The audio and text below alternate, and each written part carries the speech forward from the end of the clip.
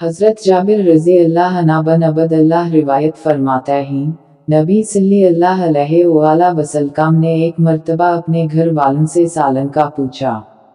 इन्होंने कहा कि हमारे पास सरका के अलावा कुछ नहीं है। इन्होंने इसे तलब किया और फरमाया कि सरका बेहतरीन सालन है। हज़रत उम्मे हानी रज़ी अल्लाह अन्हा रिवायत फरमाती हैं, हमारे पास नबी सल्लल्लाहु अलैहि वसल्लम तशरीफ लाए और पूछा कि क्या तुम्हारे पास खाने के लिए कुछ है? मैंने कहा नहीं, अलबत्ता बासी रोटी और सरका है।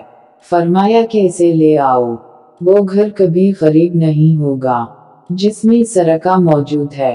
हज़रत आयशा सिद्दीक़ा रज़ी अल्लाह अन्हा रिवायत फरमाती हैं, रसूल अल्लाह सल्लल्लाहु अलैहि वसल्लम ने फरमाया सरका बेहतरीन सालन है।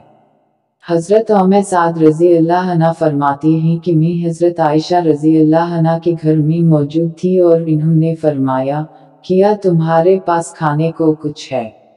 इन्होंने कहा हमारे पास रोटी, खजूर और सरका है। रसूल अल्लाह सल्लल्लाहु अलैहि वसल्लम ने फरमाया, बेहतर सालन सरका है।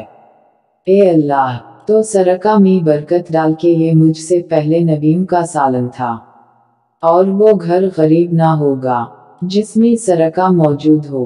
सालन सरका है।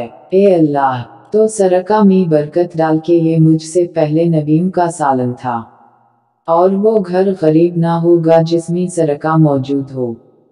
हज़रत आदम अलैहिस्सलाम बहशत से ज़मीन पर तशरीफ़ ले आए तो बारगाह खुदावंदी में अर्ज़ किया कि खुदाया मैं यहाँ ना तो मलाइका की तस्बीह और इबादत की आवाज़ सुन सकता हूँ, ना ही कोई इबादत खाना नज़र आता है जैसा कि आसमान में बैतुल मामूर देखता था जिसके इर्द गिर्द मलाइका तवाफ़ करते थे। इस पर अल्लाह पाक का हुक्म आया कि जाओ, जहाँ पर हम निशान बताएं वहाँ पर कबा बैतुल्लाह बना दो और इसके इर्द गिर्द तवाफ़ भी कर लो, इसकी तरफ नमाज भी अदा कर लो। हज़रत जबराइल अलैहिस्सलाम इनकी रहबरी के लिए इनके साथ चल पड़े और इन्हें इस मकाम पर ले आए जहाँ से ज़मीन बनी थी, यानी जिस जगह झाग बनी थी, और फिर वही झाग फैलकर पूरी ज़मीन बनी। हज़रत जबराइल अलैहिस्सलाम ने अपना पर मारकर 7वें ज़मीन तक बुनियाद रख दी, जिसको मलाइका ने 5 पहाड़ों के पत्थरों से भरा, को तौर, को लुबनान, को जूदी, को तौर ज़ैता और को हिरा। बुनियाद भरने के बाद निशान के लिए चारों तरफ की दीवारें भी उठा दी। इस तरफ हज़रत आदम अलैहिस्सलाम नमाज भी पढ़ते रहे और तवाफ़ भी करते रहे। तूफ़ान नू तक कबा उसी हालत में रहा। तूफ़ान के वक्त वो इमारत आसमान पर उठा ली गई और वो जगह एक और ऊंचे टीले की सूरत में रह गई, मगर लोग फिर भी बरकत के लिए यहाँ आते थे और आकर दुआएं मांगते थे। फिर हज़रत इब्राहीम अलैहिस्सलाम के ज़माने तक कबा उसी हालत में रहा। जब हज़रत इस्माइल और हज़रत हाजिरा यहाँ आकर रहे और यहाँ कुछ आबादी हो गई तो हज़रत हाजिरा के इंतकाल के बाद हज़रत इब्राहीम को हुक्म हुआ कि हज़रत इस्माइल को साथ लेकर खाना कबा की इमारत तमीर करें। इसकी निशानी इस तरह की गई कि एक बादल का टुकड़ा भेजा गया ताकि इसके साया से कबा की हद मुकर्रर की जाए। हज़रत जबराइल ने इस साया की मदद से ख़त खींचा और हज़रत इब्राहीम अलैहिस्सलाम ने इस ख़त पर इस कदर खुदाई की कि बुनियाद आदम नमूदार हो गई। फिर इस पर इमारत बनाई।